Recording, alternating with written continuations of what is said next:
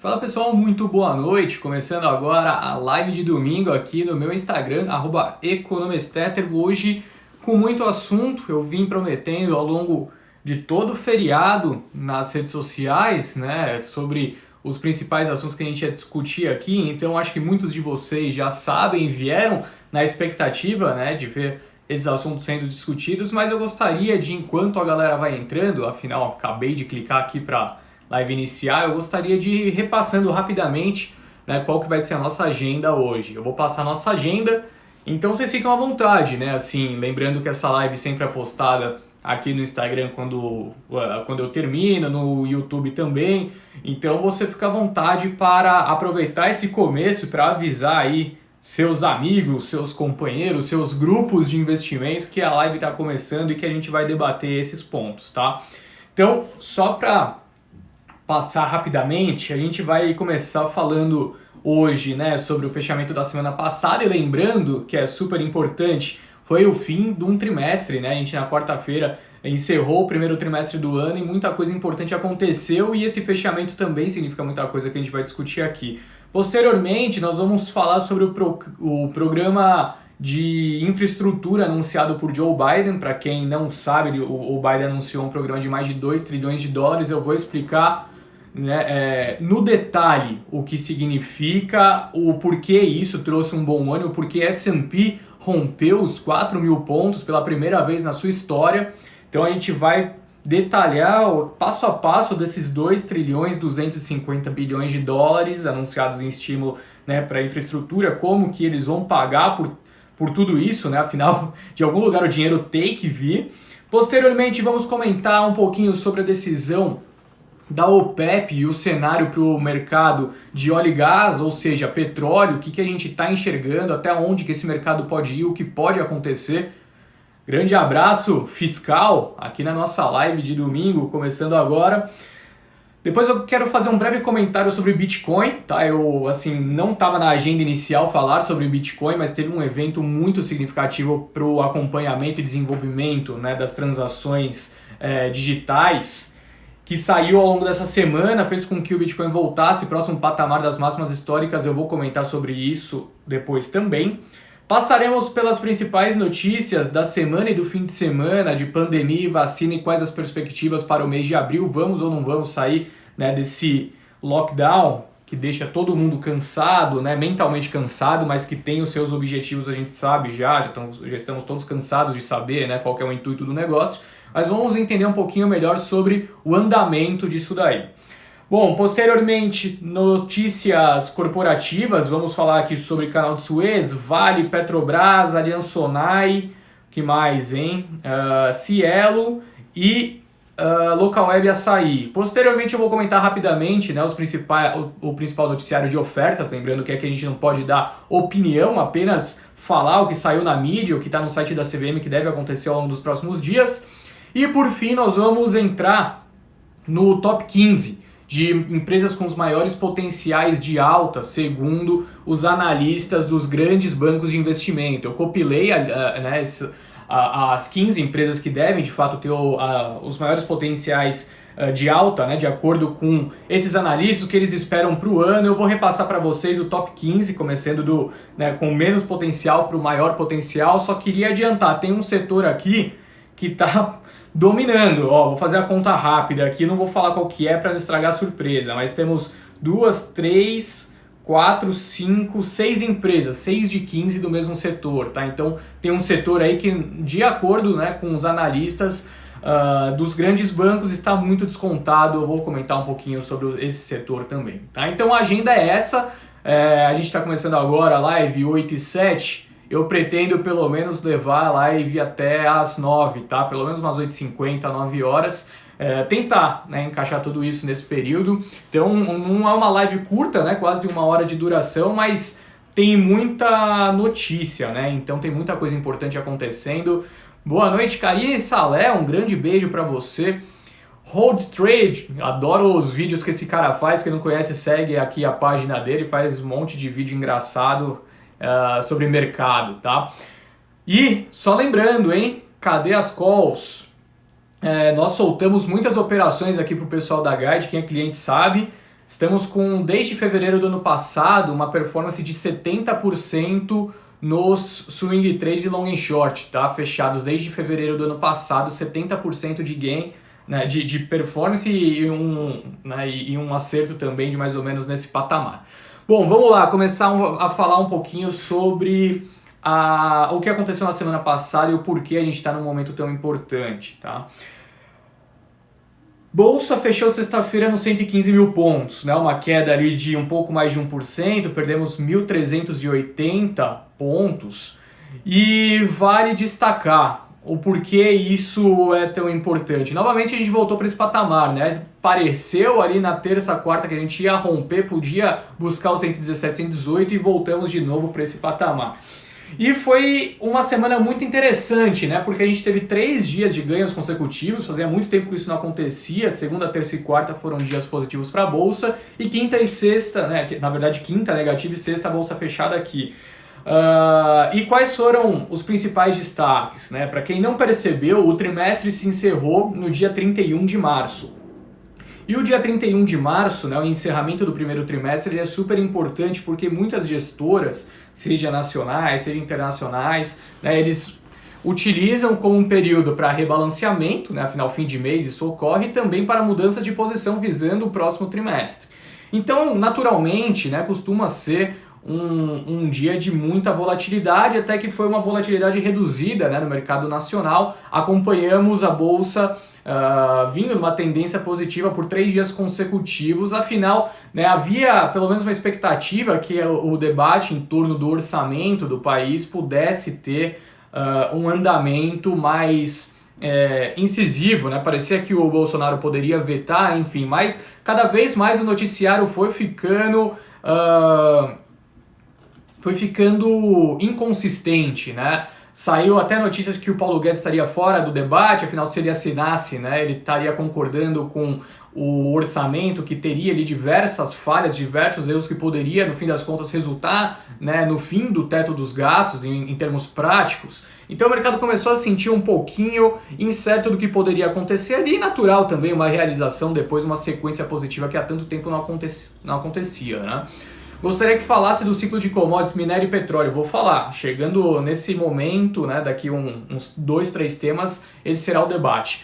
Mas eu gostaria de chamar a atenção que março acabou encerrando com um ganho de 6%. Foi o primeiro mês do ano que a gente obteve ganhos na Bolsa, né? A Bolsa, que foi um trimestre de fato muito volátil, a gente começou o ano em 119 mil pontos, chegamos, né, no ápice das expectativas a bater 126 mil e pouco tempo depois voltamos para os 107, né? Então o resumo que eu gostaria de fazer desse trimestre é o seguinte: para que a Bolsa ganhe, né, pelo menos uma sustentação maior e a gente consiga ver esse índice voltando esse patamar de 126 mil pontos e atingindo até mesmo o que é o preço-alvo, né, da Guide, 130 mil e de muitas outras casas, será necessário ver um andamento mais incisivo em torno do debate político, né, o andamento de algumas pautas econômicas. Enquanto a gente não tiver esse andamento, a gente vai ter que fazer um stock picking bem correto, bem selecionado, bem inteligente, tá?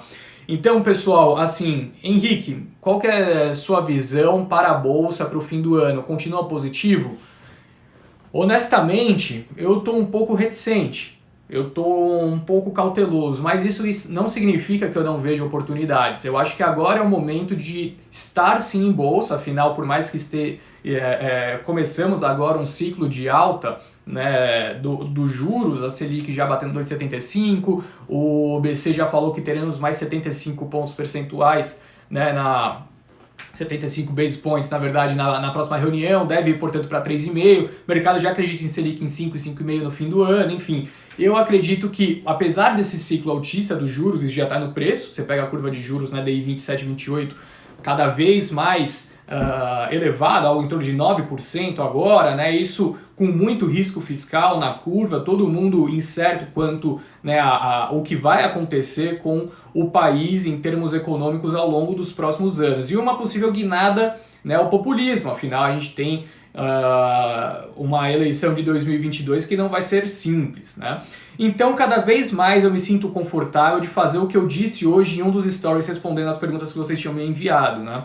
cada vez mais me sinto confortável em estar com a carteira dolarizada.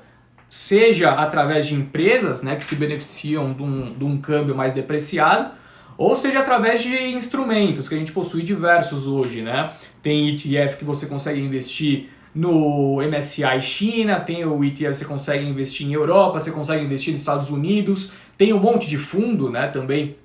A Guide até subiu recentemente, né, da ZQuest, que investe já no mercado chinês, tem diversos que investem nos Estados Unidos, seja através de BDR ou diretamente lá, enfim. Mas cada vez mais eu me sinto desconfortável em estar 100% posicionado e vendo esse estresse que pode resultar num câmbio mais depreciado. É verdade que o Banco Central tem aproveitado esses momentos, né, para vender dólar, diversas vezes que o dólar bateu ali 5,70, 5,80, o BC entrou atuando, o Campos Neto Trader, né, que o pessoal costuma falar. Mas de toda forma, pessoal, assim, ficar cauteloso nesse momento, mas não dá para ficar fora da bolsa, né? Afinal, mesmo que Selic atinge ali 5% no fim do ano, a gente ainda está falando no menor patamar histórico, excluindo 2020, que foi, né, um ano extremamente diferenciado em termos de atividade econômica por conta da pandemia, né? Então acho que o cenário continua muito positivo para investimento em bolsa, mas não investimento em qualquer coisa, tá? Então assim, muitas vezes eu vejo gente me perguntando sobre algumas empresas que claramente são empresas ruins, eu não posso falar abertamente isso, né? Então falo de modo geral, mas assim, não precisa, né? Não é porque um papel ainda caiu 80% no ano passado, começo desse ano não andou de novo, está caindo mais, que é uma boa oportunidade, né? Eu acho que não é muito momento de ficar procurando acertar no detalhe, né, a ação. Acho que é mais um momento de fazer uma análise top-down, entender o cenário macro, quais setores se beneficiam com esse cenário macro e quais empresas ainda estão descontadas dado esse cenário, tá? Então, alguns dos exemplos que eu costumo citar bastante é a própria Vale. Vale, putz, Henrique, bateu R$100, tá próximo da sua máxima histórica. Tem uma frase, se eu não me engano, putz, eu não lembro de quem que é, pra ser sincero. Mas a Vale, eu escutei alguém falando no Twitter, outro dia eu li alguém falando isso no Twitter e eu achei que é a maior verdade do mundo. A Vale, na minha opinião, está nas suas máximas históricas, mas nunca esteve tão barata. Claro, isso daí é uma expressão, né, que assim, talvez não seja tão verdade, estava muito mais barato quando estava R$34 no ano passado, mas o que eu quero dizer, não é porque está na sua máxima histórica que não é uma boa oportunidade.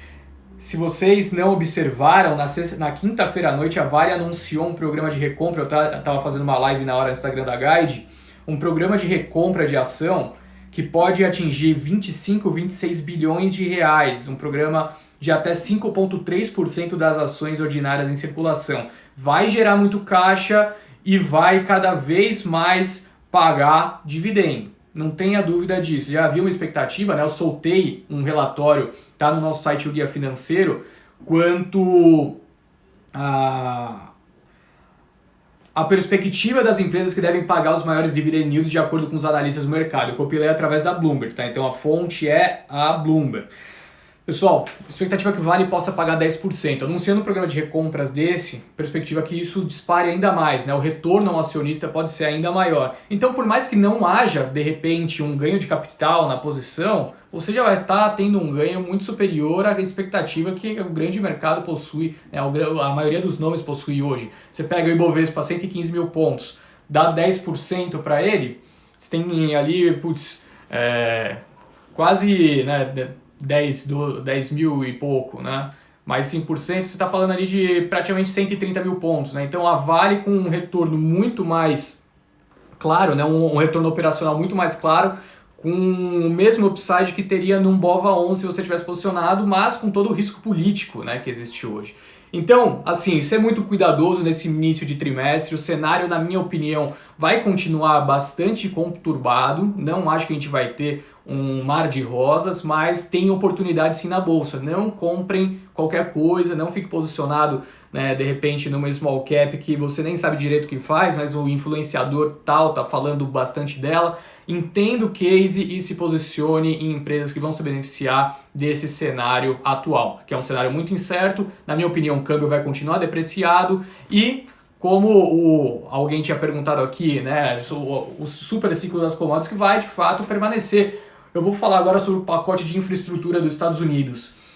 Entenda no detalhe o que é esse pacote, depois eu vou perguntar para vocês. Conforme eu for falando aqui, pessoal, como que vai funcionar esse pacote, eu quero que vocês mandem mensagem, tá? Quais empresas devem se beneficiar desse cenário? Eu acho que a gente consegue fazer um exercício juntos aqui sobre oportunidades na bolsa, tá? Então vamos lá. Nessa semana o Biden apresentou os detalhes do seu plano de investimento em infraestrutura, um pacote super robusto na casa de 2 trilhões 250 bilhões de dólares, tá? O plano é o seguinte, todo mundo fala esse grande valor, mas ninguém entra no detalhe falando o que acontece, né? O que de fato será esse grande investimento em infraestrutura. O detalhe é o seguinte, eis o detalhamento dos gastos do plano de emprego americano. Eu peguei como fonte o Poder 360, tá uma matéria do Poder 360, portanto. Vamos lá, 650 bilhões de dólares para infraestrutura residencial, ou seja, construção e reforma de cerca de 2 milhões de casas, fornecimento de internet banda larga para a população rural, investimento em saneamento em creches, criação de escolas públicas e atualização em faculdades comunitárias e modernização de hospitais e clínicas voltadas para veteranos de guerra. Segunda parte do plano, 621 bilhões de dólares para a infraestrutura geral, ou seja, renovação de estradas, rodovias e pontes e ampliação de calçadas e ciclovias, financiamento para o transporte público, subsídios para a construção de 500 mil postos de carregamento de veículos elétricos, substituição de 20% da frota de ônibus escolares por veículos elétricos, ampliação de terminais de aeroportos, investimento no sistema de balsas para viagens fluviais em todo o país. 580 bilhões de dólares para pesquisa e desenvolvimento, incluindo incentivo à energia limpa e redução da emissão de carbono, fabricação de semicondutores, representatividade nos postos de trabalho do setor de infraestrutura e aumento dos estágios. 400 bilhões de dólares, por fim, em assistência e saúde, incluindo expansão dos serviços comunitários para idosos e pessoas com comorbidades, extensão do programa Medicaid, né, que oferece cuidados domiciliares a idosos que hoje estão em asilos, e aumentos salariais para cuidadores. Então, comentei aqui no detalhe, esses são os investimentos em infraestrutura que tantas notícias saíram, mas talvez você não teria olhado no detalhe o que de fato vai acontecer por lá. Então, mais que disse aqui diversas vezes ao longo, né, desse detalhamento sobre investimentos, por exemplo, em aeroportos, terminais, sistemas de balsa, construção de estradas, rodovias, pontes, calçadas, ciclovias, saneamento. Para que você consiga, né, fazer investimentos tão robustos nesse segmento, você vai precisar utilizar o quê? Aço, né? Você não tem como fazer tanto investimento nesse sentido sem aço. E aí, obviamente, a gente vai estar entrando na coisa mais óbvia, né? Assim, não tem como não ser um detalhamento claro da onde a gente vai encontrar muita demanda ao longo dos próximos anos. Vai ser nesse setor. A China está fazendo muito investimento por lá no mesmo sentido. A Europa retomando a demanda, e isso entra dentro do superciclo que a gente está falando de commodities, né? Taxa de juros baixa no mundo todo, juros praticamente zero. Você tendo planos fiscais, né, planos que contribuem para grandes investimentos em infraestrutura. Eu confesso que eu não consigo entender o porquê das pessoas às vezes se posicionando em empresas que possuem um track record horrível de gestão operacional, sendo que está muito claro quais vão ser os grandes vencedores nos próximos anos. Tudo isso somado a um patamar de câmbio de 5,70 a 5,80. Né? Não é as máximas em termos reais, né? Mas em termos nominais a gente nunca tinha atingido esse patamar de câmbio. Resumo. Sim, vocês estão corretos, tá? Eu vi muita gente aqui mandando, por exemplo, Gerdau, é claro que será uma grande beneficiária nisso, CSN, Usiminas, Vale, todas essas empresas vão ser beneficiadas, CSN Mineração, sim. Braskem pode se beneficiar bastante com o avanço do polipropileno, a gente está vendo margens cada vez melhores por lá. WEG, para quem não sabe, pessoal, a WEG é a empresa que produz o maquinário para tudo isso, né? Para todos esses investimentos, para você produzir todas essas coisas, você precisa de uma empresa que produza esse maquinário, né? Investimento em saneamento. Eu vi uma vez o pessoal da Dália falando uma vez. Quem não conhece o Dália, é um fundo super interessante em termos de performance, pessoal muito capacitado lá. E eu vi uma vez, até o meu head no Bank of America trabalha hoje lá, Maurício Fernandes, também super capacitado, manja tudo do mercado de telecom. E eu não lembro quem, né, que cobre VEG lá, acho que foi até a Sara que estava vendo uma entrevista uma vez dizendo, mas assim, com o marco legal do saneamento aqui no Brasil, claro que vai ter muito investimento em saneamento, mas quem é que produz maquinário para saneamento? A VEG, né? Quem é que produz maquinário para absolutamente tudo, para energia limpa, né? Para você conseguir produzir energia limpa, é a VEG. Então, assim, o cenário tá claro. É claro que você fala assim, putz, Henrique, mas eu perdi talvez o bonde, né? Esses papéis já valorizaram muito ao longo de 2020, é verdade. Isso é uma verdade, valorizou muito. Mas não quer dizer que não possa ter uma performance ainda mais positiva. Você pega ali preço-alvo, né, das grandes casas para Vale, por exemplo, para esse ano, tá tudo entre 130 e 140 reais. A Guide possui 130 reais também de preço-alvo para Vale nesse ano. E tudo isso, colocando na conta, caso não tenha o ganho de capital, como eu disse anteriormente, vai ter um super pagamento de provento que vai mais do que compensar um investimento em 90% em outros ativos de risco, tá? Então, fica aí a dica, entre aspas, né? O cenário tá claro, só não vê quem não quer.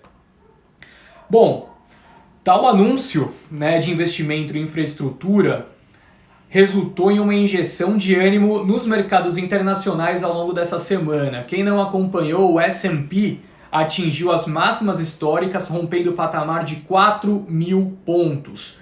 E foi interessante, né? Porque assim, a gente estava vendo já há algum tempo as empresas Dow Jones subindo mais forte, né? Que são mais empresas ligadas a velho, né? São empresas de velho, não aquelas empresas mais de tecnologia, né? Que precisam do ambiente de crescimento maior. Estavam se prejudicando, NASA que vinha perdendo, né, performance ao longo das últimas semanas. Mas esse grande investimento em infraestrutura, pessoal, trouxe um bom humor generalizado, até mesmo, né, a gente viu os yields de 10 anos, os treasuries de 10 anos, recuarem. Tupi sim, tá? Eu não disse Tupi, mas Tupi sim. VN Kaminsky. Chus eu não cubro, então não vou emitir opinião. Bom, e a gente viu cada vez mais, né, portanto, o yield de 10 anos recuando e isso trazendo um bom humor para as empresas de tecnologia também. Então o S&P subiu, atingiu as máximas ali no patamar de 4.000 pontos, mas como drivers tanto empresas, né, de velho, que são mais que ficam dentro, né, do Dow Jones, que vinham subindo já há algum tempo, mas as empresas de tecnologia voltando a andar. Né? Então a gente viu, por exemplo, essa semana a Amazon tendo uma boa performance, né? Google voltando a andar também, enfim. Cenário muito claro. Você tem muito investimento, você tem assim um pacote de mais de um tri que passou agora há pouco, né, que o Biden tinha anunciado. Agora é esse de infraestrutura, um fiscal e um de infraestrutura. Né? Dois investimentos muito expressivos. Dois pacotes muito expressivos que vão dar andamento para a retomada da atividade econômica dos Estados Unidos. Além disso, não se esqueçam que a gente está, né, com um patamar de juros lá ainda, que grande honra. Para quem não sabe, pessoal, Adriano de Souza, que está aqui, mandou bom Henrique, Mineirinho, campeão mundial de surf. Muito honrado pela sua presença, Mineirinho. Valeu, meu querido. Esse patamar de juros lá nos Estados Unidos vai permanecer nesse nível, de 0 a 0,25. Então, quando você tem um estímulo monetário, estímulo fiscal, pacote de infraestrutura, tudo isso no momento onde os Estados Unidos, já adianto para vocês, atingiu mais de 130... Calma, vou passar o número certo aqui, só me deixa ver a cola. 165 milhões de doses de vacina aplicadas, sem dúvida a gente vai ter um ano muito, muito sólido por lá. Então, investimento no mercado norte-americano, na minha opinião, não pode deixar de ter ao longo desse ano. Brasil muito tumultuado e ambiente de crescimento muito forte nos Estados Unidos. Isso pode traduzir em inflação lá na frente? Sim, mas aproveitar o momento positivo, tanto lá quanto na China, na minha visão, é o negócio, tá?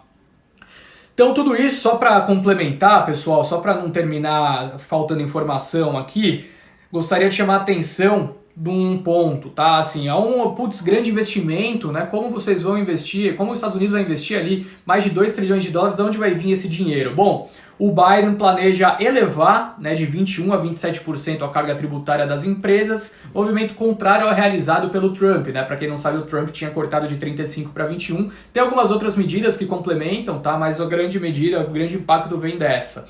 Agora, saiu a notícia desse fim de semana de que o projeto pode ter apoio dos republicanos, mas desde que essa elevação, né, no tax não seja tão expressiva. Então os republicanos querem de repente que a elevação seja menor, então o pacote de estímulo para infraestrutura seja um pouquinho reduzido. De toda forma deve sair, parece que os republicanos vão chegar, né, os democratas vão conseguir um acordo com os republicanos. Falei muito sobre minério, né, porque esse noticiário de infraestrutura conversa bastante com a mineração, então já comentei sobre isso. Gostaria de chamar a atenção agora para o noticiário ligado a petróleo, tá? A óleo e gás. Tivemos na quinta-feira, talvez, a reunião da OPEP, onde tinha algumas dúvidas quanto ao desfecho dessa reunião. Afinal, né, a gente viu a Europa implementando novos lockdowns, a demanda reduzindo ali na região europeia e a grande incerteza quanto ao que poderia resultar nessa reunião. Será que eles manteriam, né, a contenção da produção, né, ou seja, ia manter essa impossibilidade de expandir a sua produção, principalmente os grandes produtores ali, né, a Arábia Saudita, a Rússia, enfim. Ou eles iam começar a elevar aos poucos, né, a oferta, a expectativa que pudesse elevar em 500 mil barris de petróleo por dia. Bom, a decisão foi a seguinte: o grupo decidiu aumentar a produção em 350 mil barris de petróleo em maio, um aumento igual em junho e mais 441 mil barris diário em julho. Tá? Então, para quem não entendeu muito bem a situação, a OPEP vai aumentar gradativamente a sua produção de petróleo. E o porquê isso é interessante? Porque foi num patamar abaixo do que possivelmente ocorreria, né? Que são os 500 mil barris por dia, como vinha surgindo na imprensa ao longo dos últimos dias. Isso trouxe um bom humor para o mercado de petróleo, ou seja, a oferta vai começar a se elevar porque a demanda está crescendo ao redor do globo, mas um patamar abaixo do que o mercado esperava inicialmente. Então a gente passou a ver uma apreciação do patamar do preço do petróleo. Tá? A gente deve ver se mantendo próximo desses níveis, né, entre 65 e 70 dólares o barril. Nesse patamar de preço para o petróleo, com um câmbio a 5,70, 5,80, a gente prevê, né, ali em termos de valuation, que uma PetroRio deveria estar valendo uns R$130. R$130, PetroRio negociando hoje a 90, 93. Então, mais uma vez, né, a oportunidade está aí, segue quem está observando com carinho o mercado. Gostamos de PetroRio, gostamos de Enalta, apesar que Enalta já acho que é um case, né, de um pouquinho menos de valorização, talvez mais ganhos através de proventos. Gostamos de 3R, uma empresa que fez um follow-on recentemente, eu vou comentar um pouquinho sobre ele daqui a pouco, que conseguiu de fato levantar um bom capital para novas aquisições. A PetroRio fez também, né, no fim do ano passado levantou mais 2 bi. Mas Petrobras, né, a gente tem um pouquinho mais de cautela nesse momento. Pode ser uma boa oportunidade, sim, mas tudo depende de como o Silvio Luna vai chegar, né, tocando a política de preços. Se a gente vê uma elevação do barril, se a gente vê o preço do barril se mantendo nesses 65, 70, o dólar se mantendo nos 5,60, 5,70, a gente pode ver então uma medida mais drástica, né, sendo tomada ali pelo Silvio Luna e o mercado não gostando desse tipo de reação. Lembrando que o Conselho do Banco do Brasil renunciou, né, até o presidente Hélio Magalhães pediu também a rescisão, a sua renúncia nos últimos dias, muito por conta das tomadas de decisão que foram realizadas, né, pelo governo federal. Então o cenário para estatais ainda não está simples, tá? Ainda não está trivial, tem que tomar cuidado no meu ponto de vista. Deixa eu dar um golinho de água aqui, pessoal, tô falando muito, tá me dando sede, um segundo.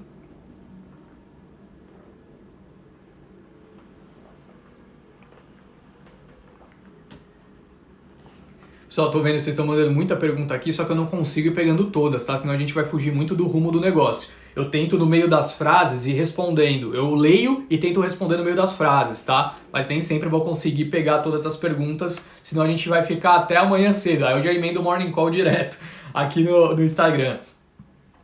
Bom, vamos lá. Falar agora rapidamente sobre a notícia de Bitcoin que eu queria trazer para vocês, tá? Isso aqui vai ser bem rápido. Bom, Bitcoin voltou a se aproximar do patamar de 60 mil dólares, não sei se vocês observaram, né? Tinha realizado forte, voltado para o patamar de 50 mil e já está próximo dos 60 mil de novo. A máxima histórica é 62, que atingiu há pouco tempo atrás. Mas eu gostaria de chamar a atenção sobre o que aconteceu nessa semana, uma notícia super importante para o futuro, não só do Bitcoin, mas também para o futuro das criptomoedas, tá? Tem uma notícia que pode ser decisiva em termos de perspectiva para as criptos e trazer segurança para esse mercado, né? Eu algumas semanas atrás estava falando com o Stefano da Hashdex aqui, na live de domingo, muitos de vocês estavam, e a gente debateu um pouquinho sobre essa possibilidade. Poucas semanas depois já saiu uma notícia corroborando com que isso de fato deve ocorrer, né? A notícia é o seguinte: o Bitcoin, né, como eu disse, voltou a se aproximar do patamar de 60 mil dólares a moeda após a Visa anunciar que agora realiza pagamentos com stablecoin US Dollar Coin, né, a USDC ou USDC no blockchain Ethereum. A iniciativa indica que a Visa se tornou a primeira grande rede de pagamentos a usar uma stablecoin como uma moeda de liquidação. Até agora, os pagamentos firmados da Visa eram apenas com moedas fiduciárias, ou seja, cada vez mais os grandes meios de pagamento se aproximam da aceitação das criptomoedas para trocas, né? Para você conseguir realizar um pagamento, enfim. Cada vez mais as criptomoedas passam a ser utilizadas como moedas de troca, moedas de valor, ou seja, meio de pagamento. E isso traz o valor que pode ser duradouro para essas criptomoedas, né? A grande dúvida no passado era essa: bom, legal, tenho uma criptomoeda, né? Eu tenho uma Bitcoin, o que eu faço com ela? Quem que vai aceitar? Ou vai ser só um negócio que vai ter valor, mas no fim das contas eu nunca vou conseguir trocar nada, né? Nenhum ativo por um Bitcoin. Poucas semanas atrás a Tesla começou a aceitar também, né? Não sei se vocês perceberam, começou a aceitar Bitcoin para você comprar um Tesla. Ou seja, você entra no site agora deles, se quiser comprar um carro com Bitcoin, você consegue. A Visa aceitando é um grande passo, né, para conseguir então trazer um valor duradouro para as criptomoedas. Então, né, baseado nessa notícia, a Bitcoin voltou a se valorizar bastante, se aproximando das suas máximas históricas. Agora, talvez a parte mais chata, né, de ter que falar nessa live, todos os dias eu digo isso no Morning Call, eu não gostaria de ter que falar sobre pandemia, sobre vacinas, o PayPal também, o Gustavo comentou aqui, é verdade, o PayPal também aceitou até um pouquinho antes que a Visa.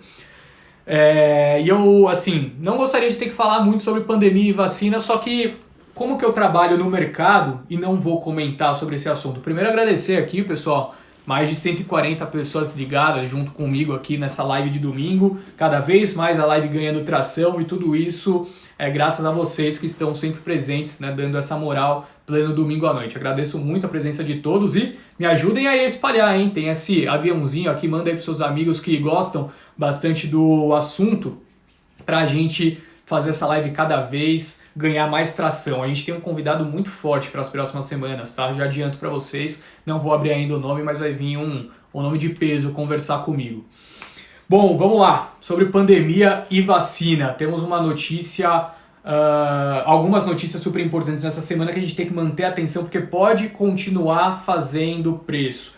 Primeira delas, vocês acompanharam nessa semana, o Brasil atingiu novamente recorde, né, de pessoas vindo a óbito por conta da Covid-19.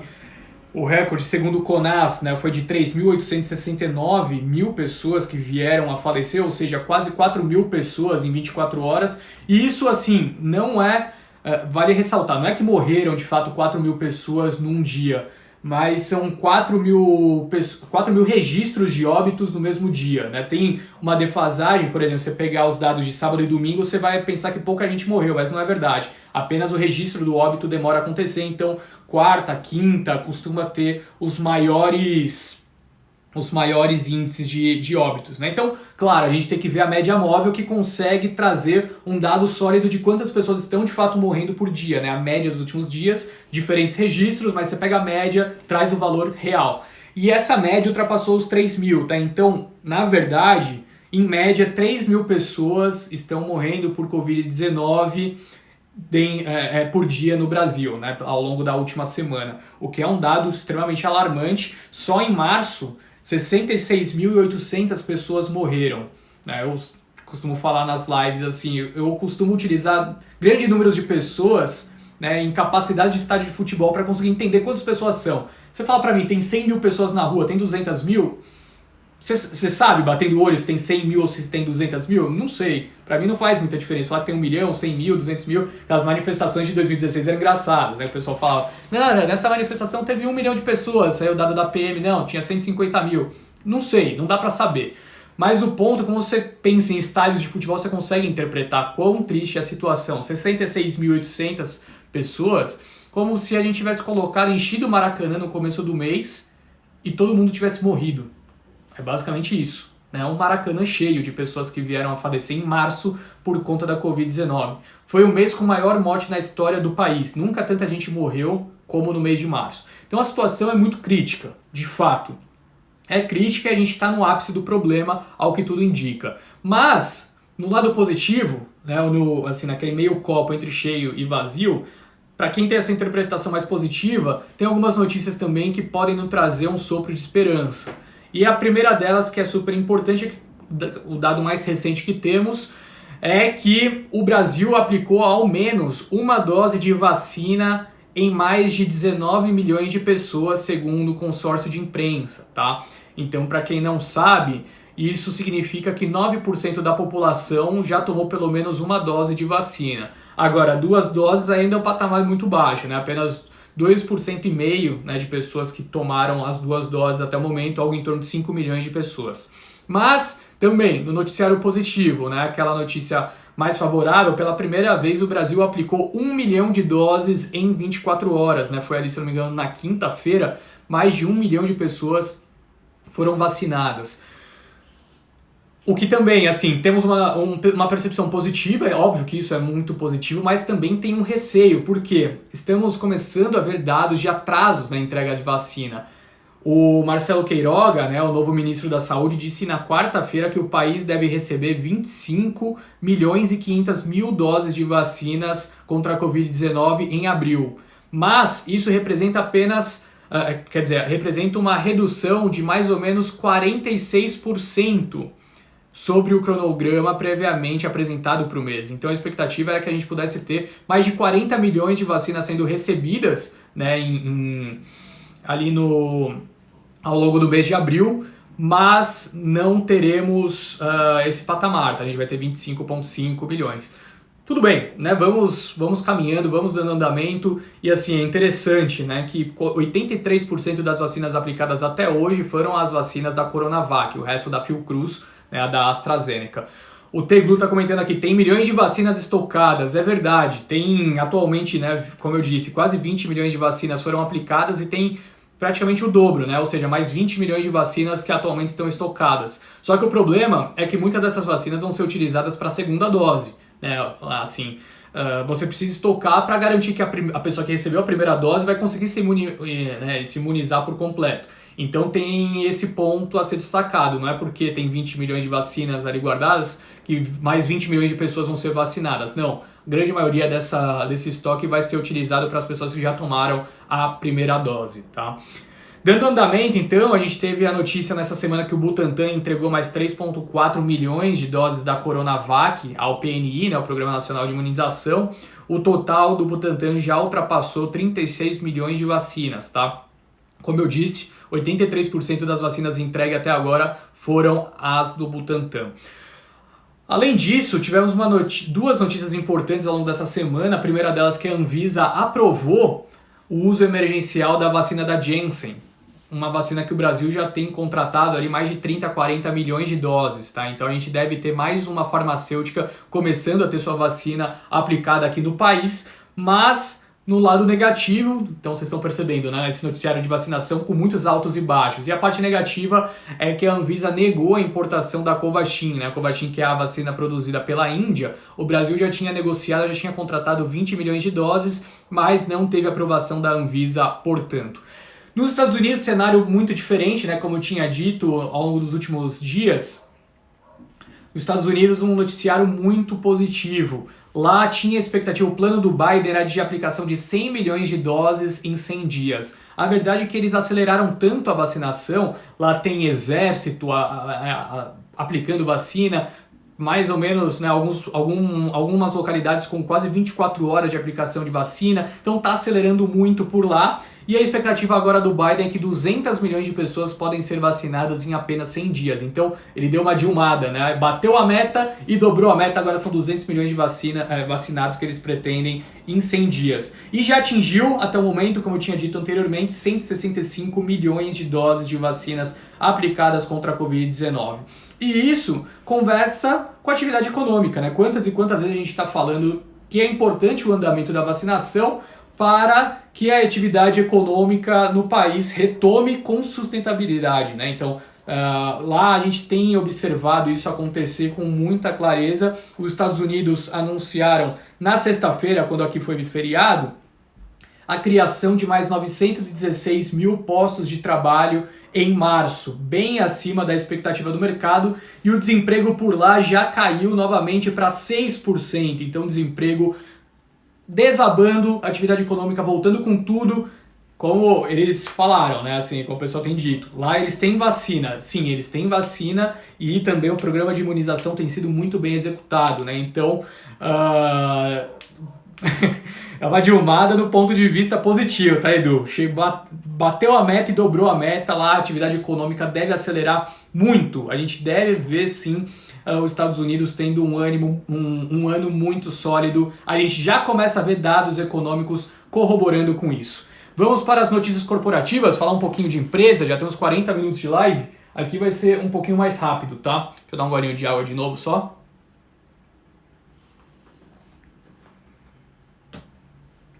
No campo corporativo temos algumas notícias importantes que vale o destaque para a gente ter no radar para essa semana. E depois eu já vou passar para vocês a parte de ofertas e o top 15, tá? As 15 empresas com os maiores potenciais de alta, de acordo com os analistas do Sell-Side, tá? Então mandem aí pro pessoal, o aviãozinho aqui, você consegue mandar essa live pra galera, manda aí pros seus amigos que a gente vai falar sobre isso daqui mais ou menos 10 minutos, tá?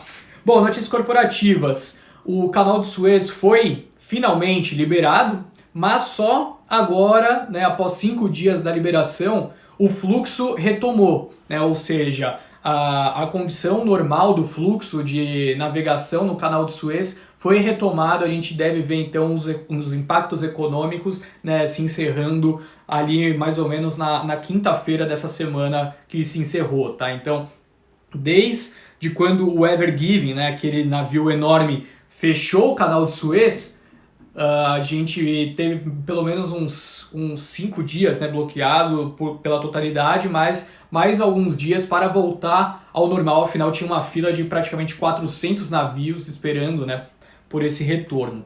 Bom, como eu tinha dito sobre Vale, na quinta-feira à noite, quando o mercado já estava fechado, a gente viu uma notícia super importante saindo. O anúncio de recompra de 26 bilhões de reais, que pode atingir 26 bilhões de reais. A Vale vai recomprar até 5,3% das ações ordinárias em circulação. O que chama atenção, né, é uma notícia tão positiva, mas o que chama atenção, se vocês não leram o comunicado, se eu conseguir eu vou abrir o comunicado, tá, aqui.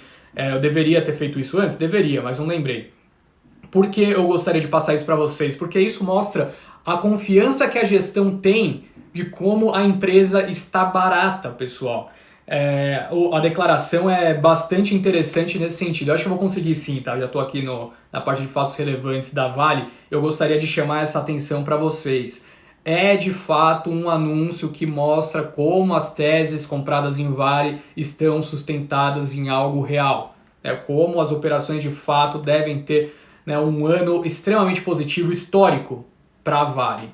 Então tá aqui carregando o PDF, vai abrir em alguns segundos. Eu vou já passar para vocês as exatas, né, frases utilizadas pelos executivos da Vale nesse momento. Então, ó, vamos lá.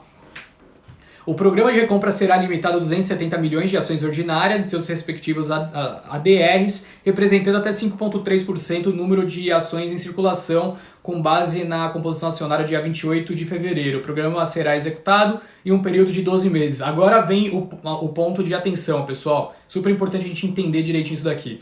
Nosso programa de recompra demonstra a confiança da gestão da companhia no potencial da Vale de criar e distribuir valor de forma consistente.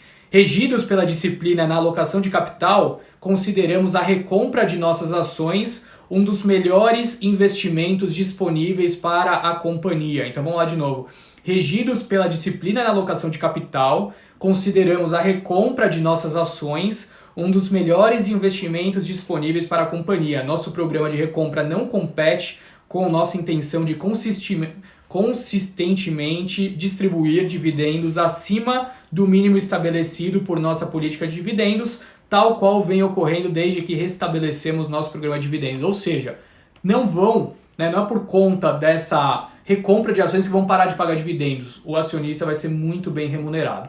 Além disso, a empresa concluiu a venda de uma mina de níquel na Nova Caledônia para a Suíça Trafigura. Para quem não sabe, Nova Caledônia é uma ilha que fica perto da Austrália, uma ilha bem pequena, que permanece sob o comando francês. Tá? E lá, praticamente, é o único emprego que as pessoas possuem naquela ilha é nessa mina da Vale. Né? E por muito tempo teve uma dificuldade da Vale conseguir vender essa mina, porque teve manifestações muito expressivas sendo realizadas pelos locais, eles querendo, né, que a mina passasse a ser deles, eles querendo operar a mina. Então teve um grande problema, chegaram a queimar, né, ali alguns escritórios da Vale na região, mas no fim das contas a Vale conseguiu então fechar uma venda que deixou também o pessoal da região satisfeito para a Trafigura, que é uma empresa, né, uma trading enorme suíça. Chegou a um acordo até mesmo com o governo francês, até o governo francês teve que intermediar a situação. Notícia positiva também para a Vale, portanto.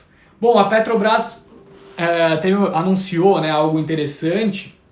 As vendas de diesel em março subiram 35% em relação ao mesmo mês de 2020, ou seja, março de 2021 foi um ano bastante difícil, um ano bastante complicado. É um mês bastante complicado, sim, mas 35% de demanda a mais do que em 2020. Tá? Isso mostra que em 2021 já está com a economia muito mais reaquecida, retomando do que na comparação do ano passado, mesmo em meio dos impactos da pandemia que permanecem. A Allianz Sonae retomou operações de alguns shoppings, tanto em Belém, Brasília como Goiânia, sendo retomadas então as operações dos shoppings, um setor que não para de subir, né? Não sei se vocês observaram esse ano, mas teve uma recuperação muito sólida. Estava falando ali de vendas de diesel, né? As vendas por distribuidoras no Brasil recuaram 2,5% em fevereiro. Então, quando a gente compara março, a gente vê que a situação desse março é muito melhor do que do março do ano passado, mas quando a gente compara fevereiro, ainda um pouquinho abaixo de fevereiro do ano passado, quando a pandemia ainda não estava nos assombrando, né? Então isso deixa um pouquinho mais claro qual que é o cenário para diesel, para o mercado de combustíveis, para óleo e gás. Bom, após o Banco Central finalmente autorizar, as transferências por WhatsApp devem começar já nas próximas semanas, segundo o Mastercard. O grande vencedor desse noticiário foi a Cielo, né, que já tinha parceria, portanto, com o WhatsApp. Eu vi que vocês observaram ao longo dessa semana, né, os papéis subindo ali 6, 7% numa sessão após essa aprovação. Deve começar muito em breve, portanto. E não sei se vocês chegaram a ver também, mas a B3 divulgou a primeira prévia, né, da carteira teórica do Ibovespa com base no pregão do dia 31 de março para o período de maio a agosto. Tá? Então nessa nova prévia a Localweb deve ser incluída, então a Localweb deve começar a fazer parte do Ibovespa, mas sem que nenhuma empresa saia. A expectativa anterior era que possivelmente a Açaí, né, a empresa que fez o spin-off ali do Pão de Açúcar, pudesse já deixar o Ibovespa, mas a B3 conversou com alguns players do mercado e entendeu que a atitude mais correta a ser executada era a permanência do Açaí e a inclusão da Localweb. Então o Ibovespa deve ter agora, né, ao longo dos próximos meses, a partir de maio, 83 empresas na composição, né, fazendo parte do índice. Quanto a ofertas, rapidamente aqui, a LOG, né, diante da recente volatilidade do mercado de capitais, a LOG Commercial Properties e Participações, né, LOGG3, decidiu cancelar os planos de realizar sua oferta pública de distribuição primária, ou seja, cancelou o seu possível follow-on, mas quem realizou o follow-on foi a 3R, né? A 3R captou 823 milhões de reais com nova emissão de ações. A oferta saiu a R$ 36 por ação, o papel negociava a 39, né? Então teve uma correção depois desse anúncio, porque é óbvio, né? Saiu a 36, o papel negociava em bolsa a 39, naturalmente a gente vê uma correção na sessão seguinte, mas nada que mude estruturalmente o case. Devemos ver o IPO do grupo hospitalar Caledônia movimentando algo em torno de 1,1 bi, né, de acordo com o que eles pretendem, o que está na CVM, e a Caixa Seguridade deve fazer sua listagem no fim de abril, segundo o Estadão, tá? Com um cenário de maior aversão a estatais, a companhia planeja IPO menor, de até 7 bilhões de reais em busca de colocar os pés na bolsa, valendo algo em torno de 28 a 38 bilhões. Nós divulgamos nossas carteiras para o mês de abril, elas já estão disponíveis no nosso site, o Guia Financeiro, carteira dividendos, small caps, top picks, carteira valor, carteira BDS, todas as nossas carteiras, fundo imobiliário, já estão no nosso site, o Guia Financeiro, você consegue ter acesso a todas elas, e eu fiz uma live comentando todas as trocas do time de equities, está salva no Instagram da Guide, tá? Basta que você procure lá no IGTV, na última live que era um guia, sou eu falando sobre essas trocas. Vamos lá, agora chegou o momento que vocês tanto estão esperando, pessoal, tanto estavam esperando. Desde o início a gente estava falando que ia conversar sobre isso, né? As 15 empresas com os maiores potenciais de alta, de acordo com os analistas do sell-side. Para quem não sabe, o sell-side, né, o pessoal que analisa dos grandes bancos, ou seja, pensa num grande banco, seja gringo, seja brasileiro, a gente pegou a média, né, dessas análises, desses preços-alvos e comparou com os preços negociados em bolsa. Então a gente vai conseguir, portanto, ver quais empresas que eles, né, acreditam que devem ter as maiores altas até o fim do ano, até 2021. Pode ser que eles estejam errados, tá? Isso daí costuma acontecer com certa frequência, mas é um ótimo indicativo para entender o que os grandes analistas estão enxergando nesse momento, tá? Então, assim, se tem algum amigo seu que se interessa, manda aí para ele que vai começar essa parte agora. Top 15. Eu soltei o top 10, né, das ações com os maiores potenciais de queda, já está no meu Instagram postado. Soltei também as empresas negociando abaixo do valor patrimonial, já está postado no meu Instagram. E recentemente as empresas que devem pagar os maiores dividendos de 2021 também já está no meu Instagram, tá? Então agora a gente termina esse ciclo de informações importantes nesse momento com esse top 15. Depois eu vou postar também no meu Instagram, vou postar no Twitter, tá? Vou mandar nos grupos aí. Quem tá no Telegram da Guide vai receber, enfim. Vamos lá, vamos começar o top 15 agora? 15ª posição, obrigado aí pelos elogios, viu, pessoal? Enquanto eu tô falando aqui, eu tô lendo, eu só não tô comentando toda hora pra gente não perder o ritmo, mas muito obrigado pelos elogios. Bom, 15ª posição, e super interessante o que eu vou destacar aqui. Na 15ª posição a gente tem B2W. Essa empresa já esteve na primeira posição dos maiores potenciais de queda da bolsa. E hoje ela entra pela primeira vez no top 15 de maiores potenciais de alta. Isso mostra que os analistas acertaram um pouquinho nesse case, né? Viam que o papel estava muito valorizado, ele caiu ali dos 130, foi bater 60 e poucos reais, e agora o mercado enxerga um potencial de alta de 61% de acordo com os analistas do sell-side. Na 14ª posição temos Edux, a companhia, né, do setor de educação, com potencial de alta de 63%. Já adianto que a Cogna não está aqui, a Cogna sempre fazia parte desse potencial de alta. O mercado, pelo visto, diminuiu bastante a sua expectativa para o fim de ano e a Cogna não faz mais parte do top 15, tá? Agora quem faz é a Edux, potencial de alta 63%. 13ª posição, Via Varejo, ela que nunca, assim, poucas vezes esteve aqui também, e a gente tem, portanto, duas empresas do setor de e-commerce fazendo parte. Elas não faziam parte até então, tá? E tem até uma outra que está mais à frente, que não é um e-commerce, mas um pouco diferente dessas daqui, é mais um e-commerce de vestuário, tá? Então, 13ª posição, Via Varejo. 12ª, mais uma empresa ali do setor de consumo, né, de varejo, agora lojas físicas, está Lojas Marisa, com potencial de alta de também 63%. Bom, 11ª posição, outra empresa com potencial de alta de 63% segundo os analistas do sell-side, dessa vez é a Tegma. Quem não conhece a Tegma, é uma empresa que, assim, eu não me recordo se já esteve aqui também, mas o mercado começa a avaliar que seus ativos estão descontados, portanto, 63% de potencial de alta. Tinha comentado ao longo da live, tinha um setor que tinha, se não me engano, 6 empresas aqui, né? 6 empresas que estão dentro dessa lista, ou seja, um setor que, na visão do mercado, está bastante descontado. E a primeira empresa do setor vem agora, já adianto, portanto, qual que é o setor. O setor é de construção civil, tá? Muitas empresas do setor de construção civil dentro da lista dos maiores potenciais de alta. Então, 10ª posição está Trisul, né, a companhia ali do setor de construção civil, potencial de alta de 65%, segundo os analistas. Lembrando, pessoal, muita gente falando aqui, né, sobre o gráfico. Isso daqui é análise fundamentalista, tá? Análise de perspectiva para o fim do ano, não tem nada a ver com gráfico. Agora, sim, análise de gráfico corrobora mais com o momento, né? E se elas estão tão descontadas é porque o momento é ruim, né? É porque o momento delas, de fato, faz com que os papéis estejam descontados. Ou seja, no gráfico, muito provavelmente a maioria dessas empresas vão estar, né, numa perspectiva bastante negativa. 9ª posição, Cury, com potencial de alta de 66%, segundo os analistas do Sell-Side. 8ª posição, Lavi, ou seja, terceira empresa seguida de construção civil, com potencial de alta de 68%. Na 7ª posição, Enjoei, eu tinha falado, tinha mais uma empresa, né, de e-commerce de vestuário agora, Enjoei com potencial de alta de 68%, segundo os analistas do Sell-Side. Interessante destacar isso, porque a Enjoei é uma empresa que possui fundos muito expressivos, grandes assets ancorando o papel, e mesmo assim caiu bastante desde o seu IPO, né? Se posiciona aqui então com potencial de alta de 68% segundo os analistas do Sell-Side.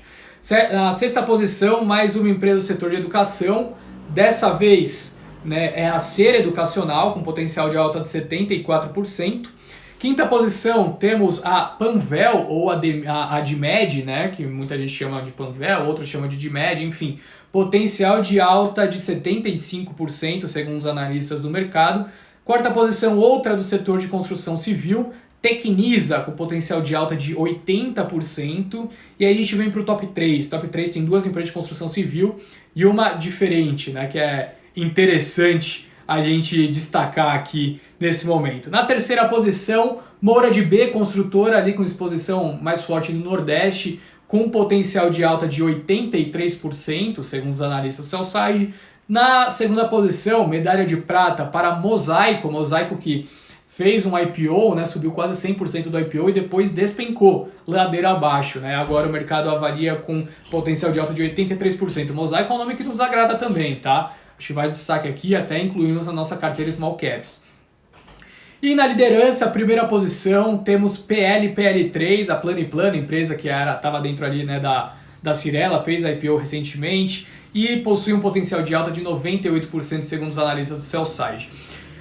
O pessoal perguntou aqui sobre CVC, né? O Vinícius perguntou sobre CVC, que sempre se configurava ali na 1ª posição. CVC eu tirei da lista, Vinícius, porque tem uma análise dentro de CVC que faz com que haja, né, uma distância muito grande para as outras, né? Então tem uma análise ali que destoa muito e acaba, entre aspas, mentindo, né, quanto à média. Então, se você observar ali nos posts que eu falo, eu costumo tirar as análises muito defasadas, né, umas análises que possuiriam uma estimativa muito diferente do mercado. Então, se você incluir essa análise, provavelmente o CVC ficaria aqui na 1ª posição, tá? Ficaria ali com potencial de alta de mais de 100%, mais de R$40, né, o upside, o preço justo, né, segundo essa análise. Mas ela acaba distorcendo bastante. Bom, Pão de Açúcar também não está aqui e vale destaque, subiu quase 60%, tá? Então tem um porquê de não estar aqui e muita análise ficou defasada, né, ao longo dos últimos meses, do último mês de março. Então a gente deve ver ao longo das próximas semanas muitas casas revisando o preço-alvo de Pão de Açúcar. Pode ter então uma retomada aqui no preço-alvo. A gente continua achando que tá barato, por isso faz parte da grande maioria das nossas empresas, tá?